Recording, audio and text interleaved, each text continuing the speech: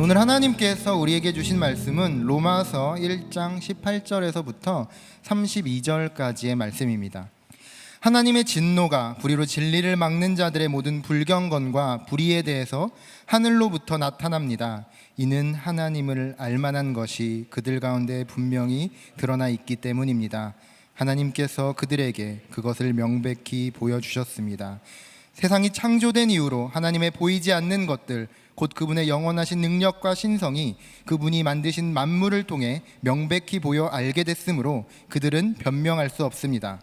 그들은 하나님을 알면서도 하나님을 영화롭게 하지도 않고 감사하지도 않았습니다.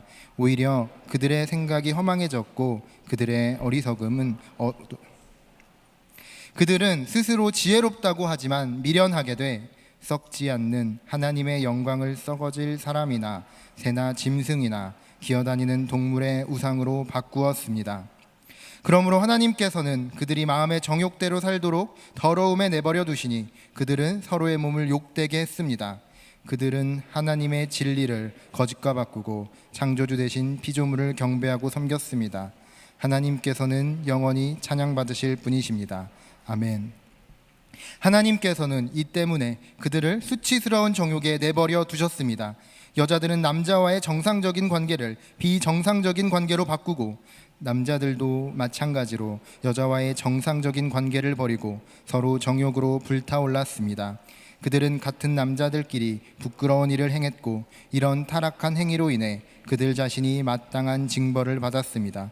더구나 그들이 하나님을 아는 지식을 하찮게 여김으로 하나님께서는 그들을 타락한 마음대로 내버려 두셔서 합당치 못한 일을 하게 하셨습니다. 그들은 온갖 불의와 악행과 탐욕과 악의로 가득 차 있으며 질투와 살인과 다툼과 사기와 악독으로 가득 차 있습니다. 그들은 수군거리기를 좋아하고 서로 헐뜯고 하나님을 미워하고 건방지고 교만하고 자랑하기 좋아하고 악한 일을 궁리해내고 부모를 겨역하고 어리석고 신의가 없고 인정도 없고 무자비한 자들입니다.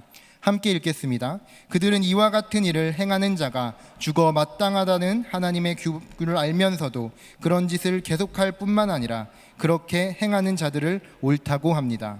아멘. 제가 자란 고향은 바로 전주라는 곳입니다. 이 전주에서 제가 국민학교 또 중학교 고등학교 모두 나왔지만 저의 할아버지가 아직 살아 계시고 저희 할머니 할아버지가 살아 계신 곳이 이제 전라남도 무안이라는 곳이어서 저는 방학 때 그리고 시간이 날 때 또 명절 때 등 시골에 자주 가서 놀았던 기억이 있습니다. 그런데 그 기억 중에 아직도 잊혀지지 않는 기억이 하나가 있습니다. 제가 국민학교 시절이었는데요. 어느 때처럼 시골 마당에서 놀다가 제 눈에 들어오는 한 기계가 있었습니다. 뭐였냐면 바로 경운기라는 기계였습니다. 어른들이 운전하는 것을 보면서 그것을 탔던 기억들을 생각하면서 이게 참 재밌는 거고 나도 한번 해볼 수 있겠다라는 자신감이 생기기 시작했었습니다. 그래서 할아버지 할머니가 논에 가신 사이에 그 조그마한 아이가 경운기에 시동을 걸고 운전을 하기 시작했습니다. 처음에는 이 경운기 운전이 너무나 어렵지 않았습니다. 잡고만 있으면 앞으로 갔기 때문인데요. 어느 순간 커브가 나오고 그 순간에 저도 모르게 중심을 잃어버리고 이 손잡이를 놓치게 되었습니다. 경운기는 옆집에 있는 논을 향하여 전진했고 그 논에 심겨져 있는 벼를 다 갈아버리게 되었습니다. 한마디로 사고를 쳐버린 것이죠. 사실 저희 할아버지는 제가 장남이다 보니까 저를 굉장히 엄하게 키우셨습니다. 그런 잘못이 있을 때는 항상 회초리가 있었고 저는 그게 너무나 아파서 아직도 매맞았던 기억이 너무나 많이 나고 있는데 사고를 쳐버렸으니 또 할아버지한테 회초리를 맞겠구나. 너무나 두려운 마음으로 누나를 바라봤습니다. 같이 혼나면 덜 혼나니까요. 그런데 저희 누나는 너무나 정말 저를 외면하면서 네가 잘못한 거니까 너 혼자 혼나라고 그렇게 도망을 가버렸습니다.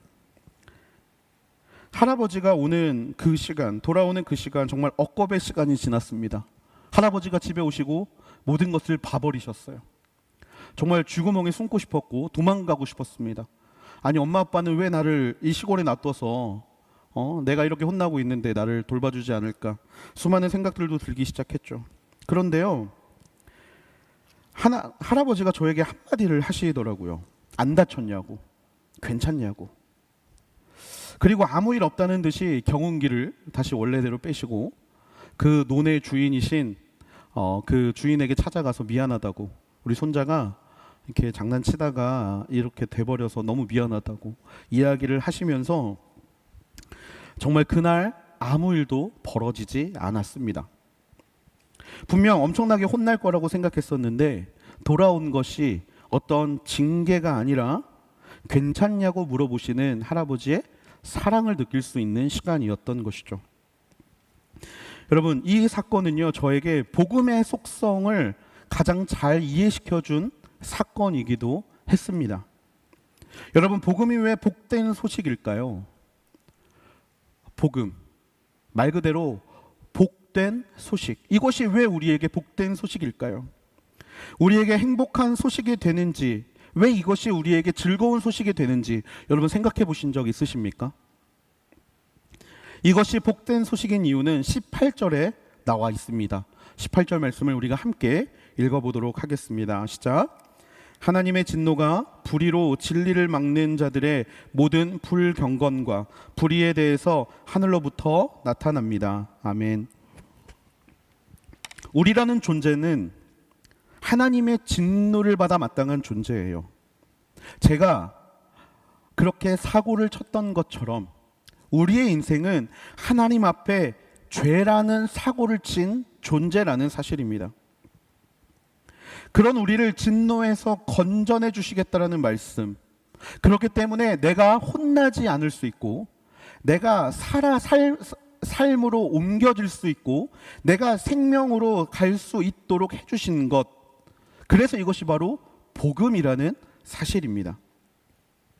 마땅히 받아야 될 죽음이라는 진노를 예수 그리스도라는 하나님의 아들의 죽으심으로 해결해 주신 하나님, 그렇게 우리를 자녀 삼아 주셔서 마땅히 받아야 될 진노를 받지 않게 하신 하나님, 그래서 이것이 우리에겐 복음이 된다라는 것이죠. 그래서 이 복음을 이해하려면 우리는 하나님의 진노를 이해해야 합니다. 한마디로 복음을 이해하기 위해서는 사랑의 하나님만 바라봐서는 절대 복음을 이해할 수 없다라는 거예요.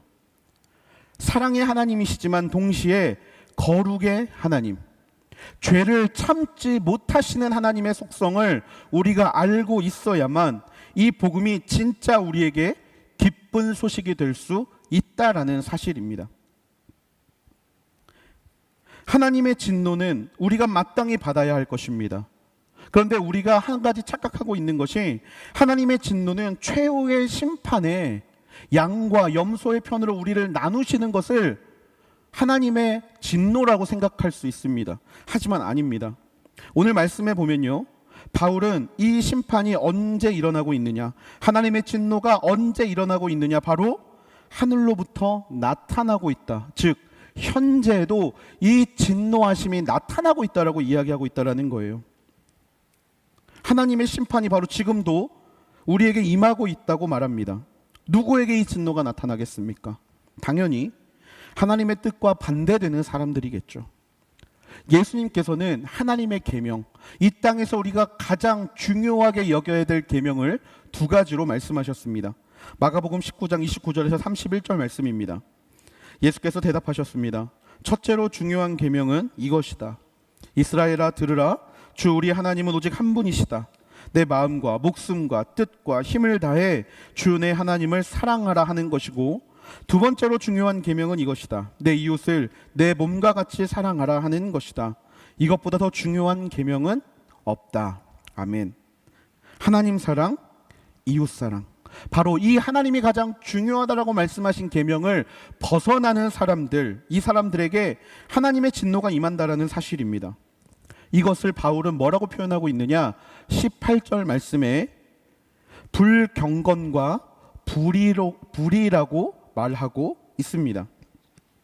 불경건, 하나님 앞에 방자하게 행동하는 것을 뜻합니다. 하나님을 두려워하지 않는 자들, 하나님 앞에 엎드리지 않는 자들, 바로 하나님을 사랑하지 않는 자들을 말합니다. 불의는 어떻습니까? 의롭지 않은 모습들, 세상을 살아가면서 우리가 지켜야 될 것들을 지키지 않으며 살아가는 모습들, 즉 이웃을 사랑하지 않는 모습들. 내가 의로움을 지키지 않음으로 인하여 피해를 보는 사람은 나의 이웃임을 생각할 때, 하나님의 진노를 받는 사람들은 하나님을 사랑하지 않고 이웃을 사랑하지 않는 사람들이라는 것입니다. 그리고 이들에게 하나님의 진노가 임한다고 오늘 이야기하고 있죠. 이 이야기는 하나님을 믿는 사람들에게 뿐만 아니라 믿지 않는 사람들 모두에게 주시는 하나님의 말씀입니다. 자, 그렇다면 여기에서 궁금증이 생깁니다. 하나님을 공경하지 않는다라는 것, 하나님을 모르는 사람들은 불공견하다고 할 수 있는가? 하나님을 모르고 하나님을 들어보지 못하는 사람들에게 불의하다고 말할 수 있는가라는 질문이 생깁니다. 이에 대해서 바울은 19장에서 21절 말씀을 오늘 우리에게 주었습니다. 19절에서 21절 말씀입니다. 우리 같이 한번 읽어보겠습니다. 시작. 이는 하나님을 알만한 것이 그들 가운데 분명히 드러나 있기 때문입니다.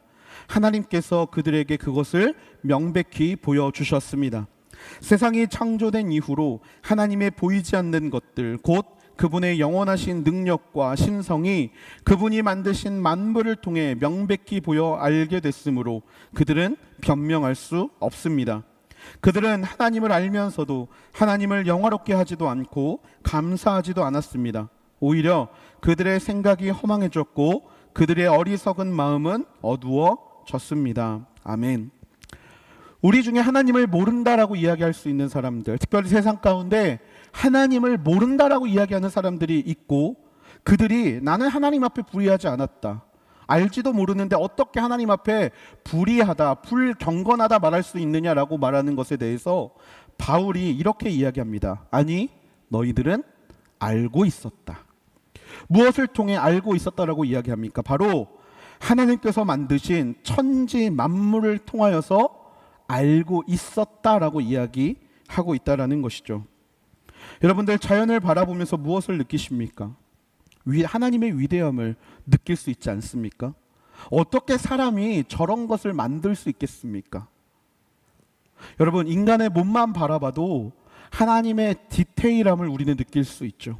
필요한 것들, 그리고 우리 몸에 작용하는 것들, 이런 것들을 보면서 우리는 가장 먼저 하나님이라는 절대적인 창조주가 있다라는 것을 깨닫게 된다라는 거예요. 봄, 여름, 가을, 겨울을 바라보면서 하나님의 섭리하심을 깨닫게 되고요. 창밖에 내리는 비를 통하여서 우리는 하나님의 은혜를 경험하지 않습니까? 단지 그것들은 우리만 느끼는 것이 아니라 세상을 사는 모든 사람들이 동일하게 느끼는 것이라는 거예요.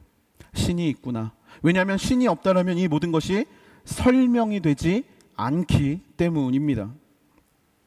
그래서 바울은 너희가 신의 존재를 알고도 그 신을 외면하고 있다라고 이야기하는 거예요. 누구나 신이 있음을 알지만 그것을 외면하는 세상, 보고 싶어 하지 않는 세상, 그러다 보니 말씀은 뭐라고 이야기하냐면 생각이 허망해진다라고 이야기합니다. 이유를 다른 곳에서 찾기 때문에 복잡해지고 의미가 없어진다라는 거예요. 그리고 마음이 어리석어진다라고 이야기합니다. 마음이 어리석어지니 창조주 하나님에 대해 전혀 생각하지 못하고 22절 스스로 지혜롭다고 하지만 미련하게 돼 썩지 않는 하나님의 영광을 썩어질 사람이나 새나 짐승이나 기어다니는 동물의 우상으로 바꾸었습니다. 도리어 하나님의 피조물인 것들을 숭배하는 우상 숭배가 이 땅 가운데 나타나게 되었다라는 것입니다. 사람들이 하나님을 인정하지 않을 때 생기는 확실한 특징이 있습니다. 바로 다른 것을 의지한다라는 겁니다. 사람은 의지의 동물입니다. 사람이 마음이 무너질 때 그 마음을 살게 하는 것은 바로 버팀목적인 존재입니다. 여러분, 우리가 교회 안에서 교제하는 이유가 무엇입니까? 우리가 교회 안에서 삶의 어려움을 나누는 이유가 무엇입니까? 함께 듣고 서로 세워가면서 서로 의지하고 또 우리가 믿는 하나님 앞에 그 순간들을 올려드림을 통하여서 회복을 경험하기 때문 아닙니까? 이처럼 사람들은요, 기본적으로 의지할 것이 필요한 존재들입니다. 왜냐하면 그렇게 창조되었기 때문입니다. 나는 내 힘으로 살아간다라고 이야기하는 사람들 많이 있습니다. 하지만 여러분, 그런 사람들이 의지하는 것들이 있어요. 뭐냐면 바로 돈입니다. 그리고 운입니다. 그리고 복입니다. 내 인생에 한 번의 기회, 내 인생에 3번의 기회가 있다라고 말하는 그 기회를 의지하는 것이 그 사람들의 특징이라는 거예요. 복을 받기를 바라고, 운이 좋기를 바라고, 그 기회를 놓치지 않기를 바라고. 여러분, 이것이 다 무엇입니까? 의존입니다. 의존.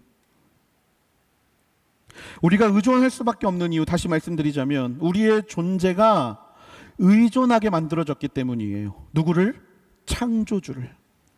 피조물이기 때문에 창조주를 의지하게 만들어진 것이 바로 저와 여러분, 사람이라는 존재입니다. 인간이 사춘기 등을 통해서 자아 정체성을 찾죠. 나는 어떤 존재인가? 나는 어떻게 살아야 하는가? 나는 어떻게 걸음을 걸어야 하는가? 이런 것들을 사춘기를 통해서 정리하지 않으면 언젠가 그것이 터지게 됩니다. 허무해집니다. 인생의 목적을 찾지 못하는 것만큼 힘든 것이 없습니다. 나는 왜 살아야 하는가라는 질문에 스스로 대답하지 못하는 인간은요, 그래서 절망을 경험합니다. 왜 우리는 그런 것을 경험할까요? 우리는 목적 있는 피조물로 창조되었기 때문입니다. 목적을 알고 달려가야 하는 피조물로 창조되었기 때문입니다. 우리의 목적이 어디에 있습니까? 우리는 알고 있습니다. 나를 찬양하기 위해서, 바로 하나님을 찬양하기 위해서 살아가는 것이 우리의 목적이고 우리의 존재 이유이며, 땅끝까지 그리스도의 복음을 전하는 것이 우리의 삶의 목적인 것을 우리는 알고 있기 때문에 우리는 우리의 존재에 대해서 고민하지 않습니다. 하지만 이 존재의 목적을 잃어버린 사람들은요, 지금도 계속 그것을 찾아가고 있습니다. 하나님을 믿지 않고 두려워하지 않고 의지하지 않는 자들에게 바울은 지금 하나님의 진노가 임하고 있다라고 이야기합니다. 자, 그런데 여기서 또 하나의 궁금증이 생기죠. 여러분, 하나님을 안 믿는 사람들 너무나 잘 살고 있지 않습니까? 너무나 떵떵거리면서 잘 살고 있지 않습니까? 하나님을 믿지 않으면서 너무나 행복하게, 너무나 즐겁게, 너무나 자신을 과시하면서 잘 살고 있지 않습니까? 도대체 하나님의 진노는 어디에 있습니까? 여러분, 오늘 말씀은요, 하나님의 진노가 있다라고 이야기해요. 어떻게 진노가 있느냐? 24절 말씀입니다. 24절 말씀 같이 한번 읽어보겠습니다. 시작. 그러므로 하나님께서는 그들이 마음의 정욕대로 살도록 더러움에 내버려 두시니 그들은 서로의 몸을 욕되게 했습니다. 아멘. 그들에게 임하는 심판은 무엇이냐? 바로 그들을 정욕대로 살게 놔두셨다라는 거예요. 그들이 정욕에 빠져서 살도록 놔두셨다라는 것입니다. 다른 말로 그들이 원하는 것을 갖게 하셨습니다. 그들이 간절히 구하고 바라는 것을 얻게 하신 겁니다. 이것이 바로 하나님의 진노라는 사실입니다. 여러분, 부럽지 않습니까? 원하는 것을 갖는 인생, 부럽죠. 하지만 말씀은 뭐라고 이야기하고 있냐? 그것이 하나님의 진노라고 이야기하고 있다는 거예요. 하나님이 아닌 다른 것들을 섬기는 인생은 결국 그것이 나의 인생을 이끈다라는 것을 우리는 너무나 잘 알고 있습니다. 매번 말씀을 통하여서 하나님이 아닌 너의 우상이 무엇이냐라고 물어보고 있고, 그럴 때마다 우리는 우리의 우상이 무엇인지를 매번 찾고 발견할 수 있습니다. 그것은 우리를 조종하고요. 그것은 우리를 자신을 선택하게 만듭니다. 결국 그것들은 우리를 목적을 이루는 인생, 갖고 싶은 것을 얻기 바라는 인생으로 우리를 만들어 간다라는 거예요. 그런데 여러분, 그 다음은 어떻습니까? 우린 너무나 잘 알고 있죠. 만족이 됩니까? 되지 않습니다. 되지 않아요. 만족을 하지 못하게 됩니다. 이 만족하지 못하게 되는 순간, 이 만족함을 얻지 못하는 순간, 여러분 이것이 바로 하나님의 진노의 시간이라는 거예요. 이 순간은요, 우리를 인간이 아닌 거머리로 바꾸는 겁니다. 다오. 피를 아무리 빨아도 만족을 모르는 거머리처럼 원하는 것을 계속 얻기 바라는 마음에 빠져서 허무한 것들, 계속해서 영혼의 굴레 속에서 내가 원하는 것들을 얻고자 하는 걸음으로 살아가는 것이 하나님의 진노라는 사실입니다. 예레미야 2장 13절은 이렇게 이야기합니다. 내 백성이 두 가지 악을 저질렀다. 생명수의 원천인 나를 버리고 스스로 물 저장소를 파서 만들었다. 그러나 그것은 물을 담지 못하는 깨진 물 저장소였다. 스스로 마음 가운데 물을 담을 물 저장소를 만들었습니다.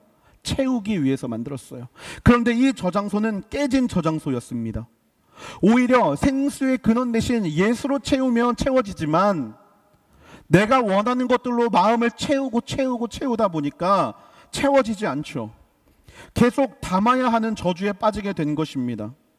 하나님을 외면하고 내가 원하는 것들로 나를 끊임없이 채우려는 우리의 모습, 아무리 애를 써도 만족하지 못하는 우리의 모습. 하나면 만족할 것 같았는데 2개, 3개, 10개가 되어도 만족하지 못하는 우리의 모습. 여러분 이것이 바로 말씀이 말하는 저주라는 사실입니다. 그래서 우리에게 최악의 상황은 무엇입니까? 우리가 욕심을 부려서 원하는 것을 손에 얻는 것이 최악의 저주입니다.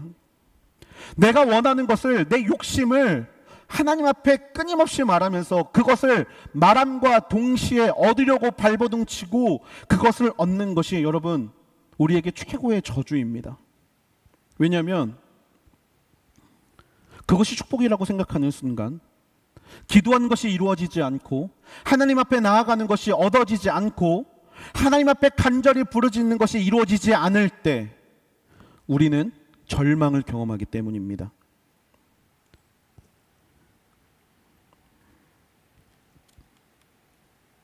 하나님의 뜻이 아닌 내 욕심, 내 만족으로 가득 차서 주지 않으면 하나님이 나를 버렸다라고 여기는 인생. 이처럼 하나님이 아닌 다른 것에 몰두하는 모든 행위를 하나님의 현재 진행적인 진노라는 사실을 우리는 기억해야 합니다. 그것을 선택한 인생을 내버려 두시는 하나님. 여러분 이 얼마나 무서운 일입니까? 죄악으로 걸어가고 있는데, 죄의 모습을 가지고 있는데 내버려 두시는 하나님. 여러분 생각해 보십시오.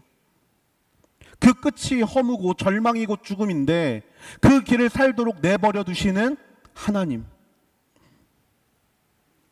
분명히 사랑의 하나님이셨는데 어느 순간 관망하시고 참견하지 않으시고 그냥 내버려 두시는 하나님이라면, 그래서 사람의 죄가 그 사람을 지배하게 만드신 하나님, 여러분 어떻습니까? 저는 사실 이 순간이 너무나 두렵습니다. 내가 분명히 잘못하고 있는데 아무도 이 잘못에 대해서 태클을 걸지 않고 아무도 이 잘못에 대하여 나에게 말해주지 않는다라면 그것이 옳은 걸로 끝까지 살다가 결국에 이 하나님의 내버려 두심으로 인하여 나는 죽음의 길로 걸어가는 것 아닙니까? 여러분 이것이 바로 하나님이 지금 이 순간 진행하고 계시는 하나님의 진노입니다. 그렇게 내버려 두시는 사건, 지금 일어나고 있는 사건을 26절 이하에서 말하고 있습니다. 26절과 27절입니다. 하나님께서는 이 때문에 그들을 수치스러운 정욕에 내버려 두셨습니다.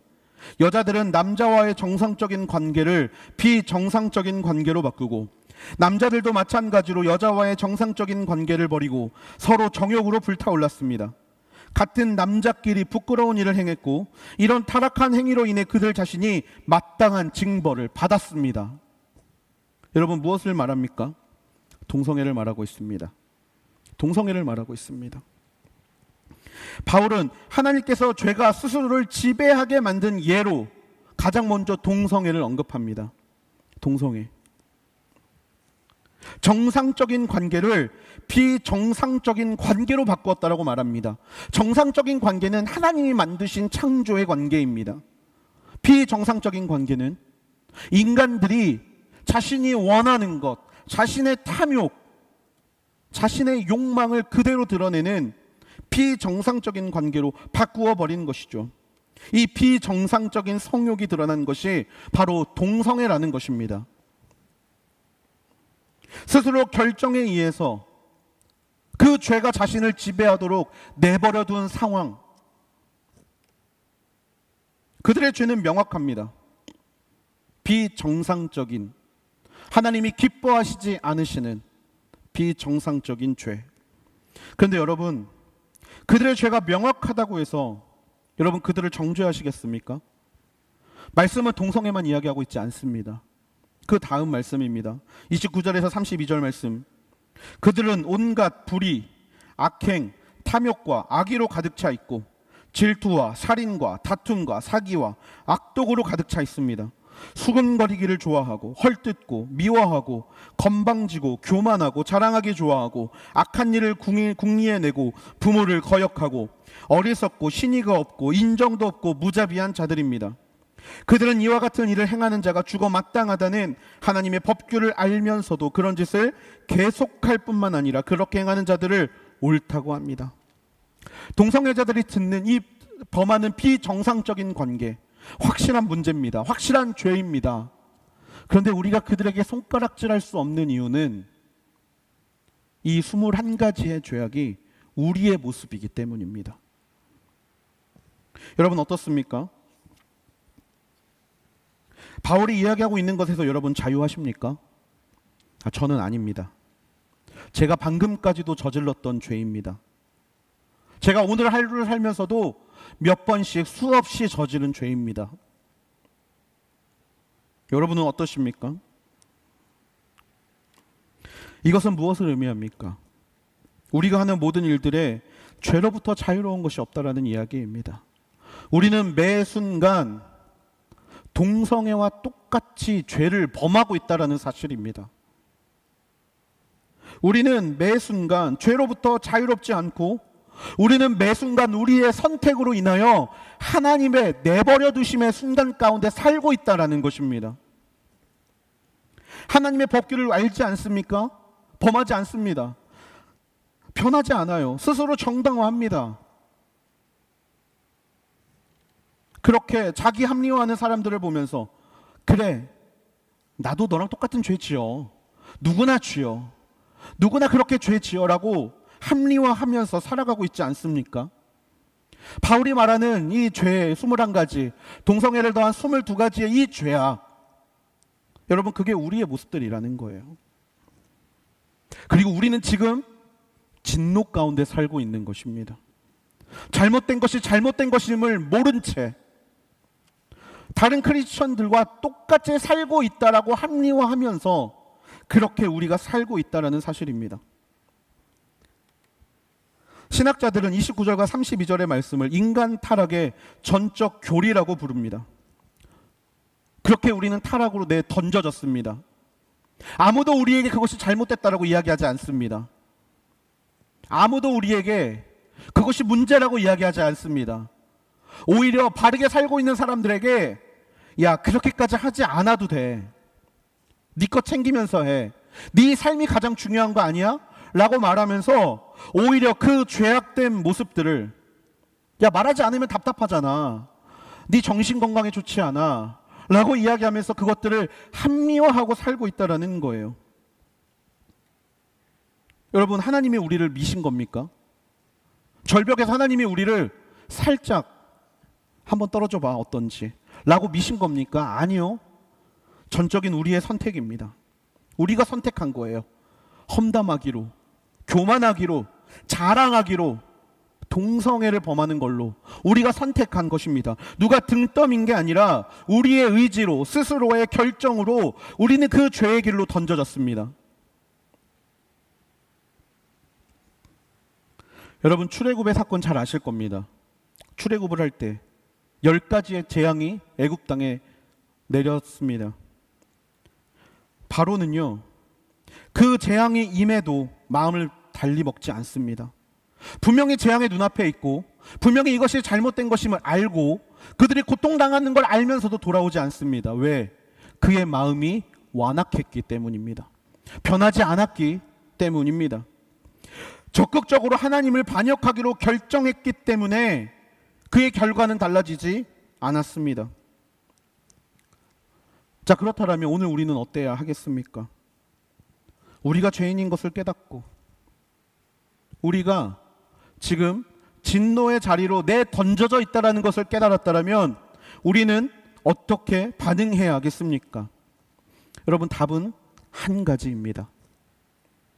바로 복음으로 돌아가야 하는 것입니다. 동성애자들에게만 복음이 필요한 게 아닙니다.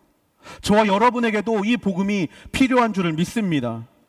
매일 무너지고 매일 죄악의 흐름 가운데 내 몸을 던지며 살아가고 있는 모든 사람들에게 바로 이 복음이 필요한 줄로 믿습니다. 그 복음은 우리의 발걸음을 되돌립니다. 그 복음은 우리가 스스로 죄의 자리에 있음을 깨닫게 합니다. 그 복음으로 모든 문제를 생각할 때 내가 지금 얼마나 진노의 자리에 있는지를 깨닫게 된다라는 거예요. 하나님께로 돌아가는 그 복음의 발걸음, 우리의 선택은 죽음의 길이었지만 하나님께로 돌아가는 순간 나를 살리시는 그분의 복음 앞에 우리가 나아가게 된다면 그분은 아무런 조건도 없이 우리를 받아주시는 줄로 믿습니다. 그 복음이 바로 저와 여러분을 살게 하는 복음이라는 사실입니다. 여러분, 이 사실을 기억하면서 우리 지난주 말씀을 다시 한번 읽기를 원합니다. 지난주 말씀 16절, 17절 말씀입니다. 같이 읽겠습니다. 시작. 나는 복음을 부끄러워하지 않습니다. 이 복음은 모든 믿는 사람들에게 구원을 주시는 하나님의 능력이기 때문입니다. 먼저는 유대 사람에게요, 다음으로는 그리스 사람에게입니다. 복음에는 하나님의 의가 계시되 믿음으로부터 믿음에 이르게 합니다. 기록되기를 의인은 믿음으로 살 것이다 라고 한 것과 같습니다. 아멘. 복음은 모든 믿는 사람에게 구원을 주시는 하나님의 능력입니다. 내가 지금 죄 가운데 하나님의 진노 가운데 흘러가고 있지만 언제든지 복음이라는 이 동아줄을 붙잡게 되는 순간 이 복음은 모든 믿는 사람들에게 구원을 주시는 하나님의 능력이 되는 줄로 믿습니다. 우리가 죄에서 벗어날 수 있는 유일한 길, 하나님의 진노에서 벗어날 수 있는 유일한 길, 죄가 나를 사로잡는 인생에서 하나님이 나에게 영향력을 미치는 것으로 돌아갈 수 있는 길, 이것은 오직 복음입니다. 우리가 대가를 주고 복음을 얻는 것이 아니라 믿기만 하면 돌이킬 수 있다는 사실. 여러분, 그래서 이 소식이 바로 우리에게 복음이 된다라는 것입니다. 사랑하는 요셉 청년부 모두가 복음으로 끊임없이 나를 돌아볼 수 있게 되기를 소망합니다. 내 선택으로 스스로 나를 죄악의 길로 던지지 않게 되기를 주님의 이름으로 축복합니다. 복음을 통하여서 매 순간 나의 잘못을 밝힐 수 있게 되기를 주님의 이름으로 축복합니다. 여러분, 우리는 알고 있습니다. 우리가 행하는 이 일이 하나님이 기뻐하시는 일인지 혐오하시는 일인지 우리는 그 순간 압니다. 하지만 그 순간 두 가지의 마음이 우리를 사로잡죠. 합리화, 남들 다 그렇게 살아. 그렇게 하지 않으면 너 손해보게 될 거야. 두 번째, 한 번쯤은 하나님이 눈 감아 주실 거야. 사랑의 하나님이잖아. 회개하고 돌아가면 되는 거잖아. 지금은 내가 믿음이 되지 않으니까 지금은 내 맘대로 살래. 이런 마음들이 우리 안에 사로잡고 있죠. 여러분, 그때 복음을 생각하십시오. 하나님이 세상을 이처럼 사랑하사 독생자를 주셨고 죄의 길 가운데 머물고 있는 우리를 구원해 주셔서 당신의 자녀 삼아 주셨다는 것을 기억한다면 그 순간 우리가 선택해야 될 것이 무엇인지는 명확해지는 줄로 믿습니다. 오직 나의 하나님, 그분을 볼 때 만족함을 얻는 인생. 우리 마음에 다른 것들이 들어와서 자꾸 그 결과물을 얻어내라고 이야기하는 것 중에서도 오직 하나님만으로, 하나님 한 분만으로 만족함을 얻게 되는 인생, 여러분, 그런 인생을 살 수 있는 저와 여러분이 되기를 주님의 이름으로 축복합니다. 말씀을 마무리하려고 합니다. 내 맘대로 살고 내 뜻대로 살고 앞에서 말씀드린 것처럼 원하는 것을 얻으며 살아가는 인생, 여러분 좋아 보일지 모릅니다. 어떻게 보면 만족스러울지 모릅니다. 그런데 여러분, 내가 얻고자 하는 것들, 내가 하고자 하는 모든 것들, 여러분 내버려 두심은 하나님의 진노이심을 기억하십시오. 여러분, 기도하지 않는데 인생이 너무 잘 풀리십니까? 여러분, 하나님의 진노 가운데 있는 것입니다. 말씀을 보지 않는데 어제와 똑같은 하루, 아무 일 없는 하루, 평범한 하루가 계속되고 있습니까? 여러분은 지금 하나님의 진노 가운데 있음을 기억해야 합니다. 하지만 여러분이 고통 가운데 있지만, 여러분이 그 고통 가운데 하나님을 찾고 하나님을 구하고 하나님의 뜻을 바라고 계십니까? 여러분은 하나님의 복음 안에 있는 사람인 줄로 믿습니다. 언제나 그 하나님의 부르심과 하나님의 선택하심과 하나님이 우리에게 내려두신 복음이라는 동아줄을 붙잡고 언제나 죄에서 건짐받는 인생을 살아갈 수 있는 저와 여러분이 되기를 주님의 이름으로 축복합니다. 여러분, 앞에서 우리는 두 가지의 계명을 들었습니다. 첫 번째는 하나님의 사랑입니다. 무엇이 하나님의 사랑입니까? 하나님을 사랑하는 것입니까? 우리가 하나님의 그 복음을 붙잡는 것이 하나님을 사랑하는 것임을 믿습니다. 자, 그렇다면 두 번째, 이웃을 사랑하는 것은 무엇입니까? 이웃을 사랑하는 복음은 무엇을 의미하겠습니까? 우리와 똑같은 순간 가운데 살고 있는 자들에게, 자신이 죄를 선택하고 살아가고 있다는 것을 인지하지 못하고 있는 사람들에게 복음을 전하는 것이 바로 이웃사랑의 방향성입니다. 하나님의 복음은 수직적인 것뿐만이 아니라 수평적으로 흘러가야 합니다. 이웃사랑의 복음으로의 부르심, 그것이 바로 선교입니다. 그곳 가운데 복음 들고 달려가는 것, 그곳 가운데 자랑하며 달려가고 내 것과 하나님의 것을 선택하며 달려가는 것이 아니라 나와 똑같이 죄의 흐름 가운데 내던져져 있는 이들을 복음의 눈을 통하여 보게 하시고 그들을 통해 기도하게 하시고 그곳에 달려가게 하신 하나님의 마음을 우리가 느낄 수 있게 되기를 주님의 이름으로 축복합니다. 복음으로 하나님은 우리를 살리셨습니다. 그리고 하나님은 그 복음으로 누군가를 살리기를 원하십니다.